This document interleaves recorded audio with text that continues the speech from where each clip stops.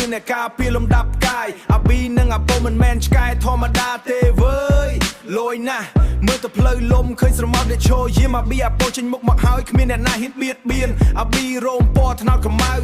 អាប៊ីរោមពណ៌ថ្នោតខ្មៅអង្គុយចាំអូនមើលស្ថានភាពភ្នែកមុតដូចខ្លាទៅជាបញ្ឈរស្កែនមើលគ្រប់ទីដោយការងារអាប៉ូរោមពណ៌លឿងខ្ចីអាប៉ូរោមពណ៌លឿងខ្ចីឈរជើងពីរយ៉ាងនឹងថឹងជាអង្គររយៈពិសេសប្រចាំគ្រួសារមិនដែលចេះដីស្រមុកដឹងពួកវាជាដៃគូហាការយាមភូមិគ្រឹះដីខ្សាច់នេះឯងអ្នកណាប្លែកមុខដឹងតែព្រុសក្តាំងមិនឲ្យចាញ់ល្បែងអាប៊ីនិងអាប៉ូ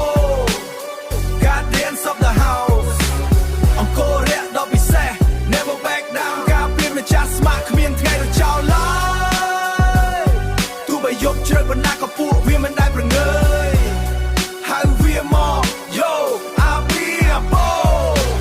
មិនបាច់ត្រូវការអាវក្រោះមិនបាច់ត្រូវការកំភ្លើងធំមានតែចង្គំនឹងទឹកចិត្តស្មោះក៏អាចការពារម្ចាស់ជុំសត្រូវមកពីមុខអាប៉ូឈរស្កាត់ធ្វើជាខែលអាប៊ីចាំវាក្រោយពីក្រោយយុទ្ធសាស្ត្រល្អឥតខ្ចោះតែម្ដងហើយទោះបីជាឆ្កែស្រុកស្រែប៉ុន្តែវិន័យលំវីពីស្រឡាញ់ម្ចាស់វិន័យលំវីពី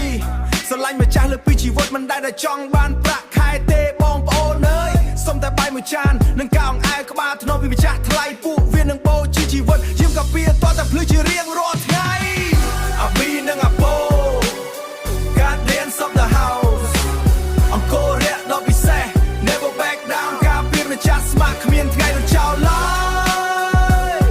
ទោះបីយប់ជ្រៅបណ្ណាក៏ពួកវាមិនដែលប្រងើយហៅវាមក Yo អាប៊ីអាប៉ូ Yeah អាប៊ីនិងអាប៉ូអង្គររយៈជើង4ស្មោះត្រង់ number 1 Respect ពួកវាផង